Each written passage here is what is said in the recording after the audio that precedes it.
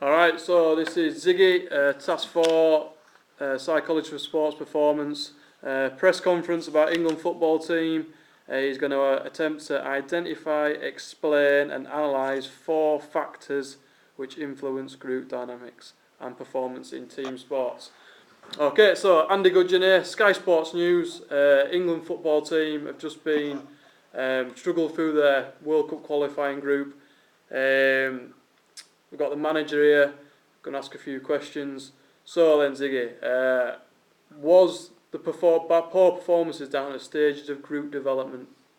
Yes, I believe England football team was down to stage development because currently they are at the forming stage. We are recruiting new self players, so I'm currently assessing the strengths and areas. I'm currently assessing the strengths and areas for improvement and whether they fit in the style of play. The 4 stages of development are forming, norming, storming and performing.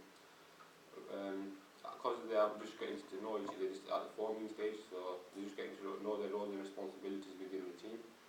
The reason why the group are not successful at the moment is because they understanding roles and responsibilities and getting to know who is the, for example, getting to know who's the clown in there, who's the music player and stuff. Yeah. Alright, so what stage are they at the moment then? They're at the forming stage.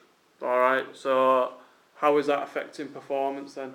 Because at the forming stage, if you go to play, like if I go to play or if anyone go to play with new people, we'll be shy, we won't be giving 100%.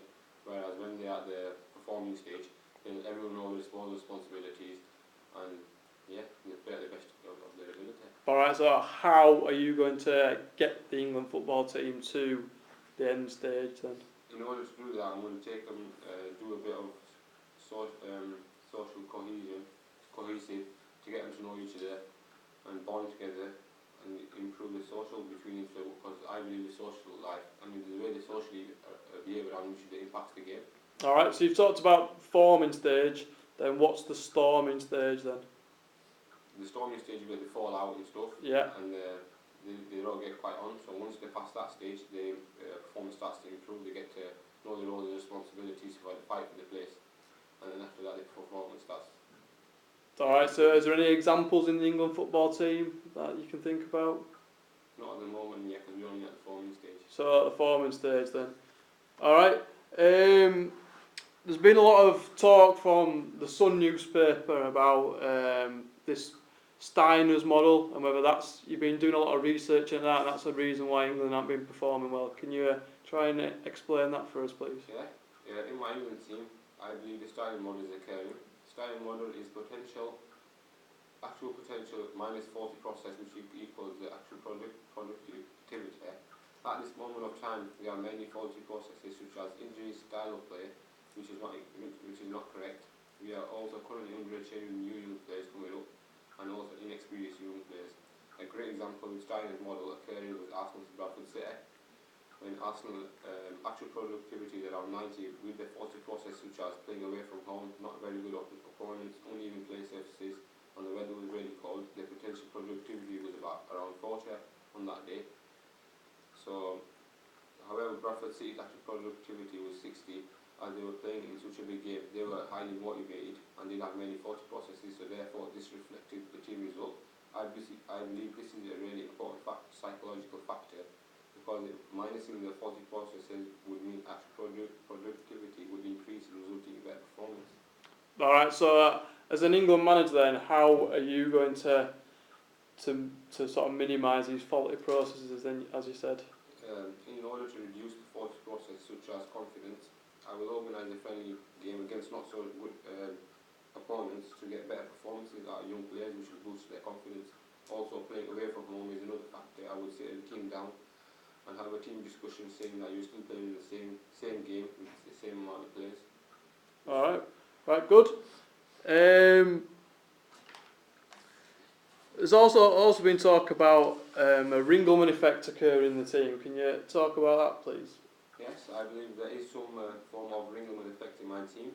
Ringleman effect is the amount of players, the amount of people that increase in your group, it decreases your performance. For example, the tug of war. If there's 1-on-1, you give 100%.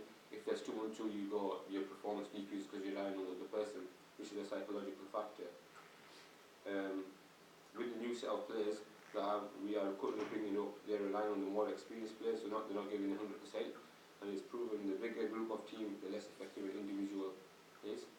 Alright, so yes, we talked about that 1-on-1, 2-on-2. What about if your squad, when you go to the World Cup's going to be 25 people? Alright, is there going to be a Ringleman effect there? Yeah, it will occur, because young players who are much experience, they'll be playing in front of 30,000, they'll be playing in front of 80,000 people, they won't be fully experienced, so you'll have to boost the confidence. So why does this Ringleman effect occur then? If there's 25 in a squad, why would it occur? It occurs because you're relying on other people. Alright, so can you give an example of that in the England teams? Anyone who's going to be relying on other people? Yeah, Raheem Sterling is not playing at his full ability because he's relying on the more experienced players, such as Gerrard, Lampard, which they're nearly finished out of the game in late ages, so you can't rely on them all the time. Yeah, so how are you gonna help Raheem then to perform at 100% and not to think about the Ringleman effect? How are you gonna help him? I'm going to put him in a situation where the experienced players are not so good at performance, put all the youngsters in, so they have to give the 100% in, where they can't rely on the experienced players. Right. Oh, that's a great example, and hopefully we can take that forward in the next friendly. All right. So there's also been talk in the newspaper, like my newspaper has given some poor marks to some players because there's quite a lot of social loafing occurring in the team, especially against that game against Chile. We didn't see people putting in 100%. There was quite a few people taking part in social loafing. So can you explain for my other colleagues here what is social loafing and why does it occur? Yes, I believe within our team there is some social loafing. Social loafing is when an individual doesn't play the best of his ability due to the weather conditions, the players, the opponents, the time of the day, which can affect the player's performance, or if they think too big for their boots and they just stick around and not give their 100%.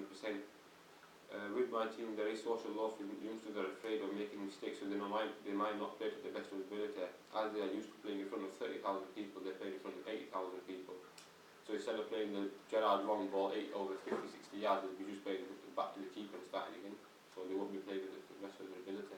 Alright, yeah. So we're seeing quite a lot of that then, aren't we? So can you give me any examples, any players that are social loafing and how you're going to get them not to do that?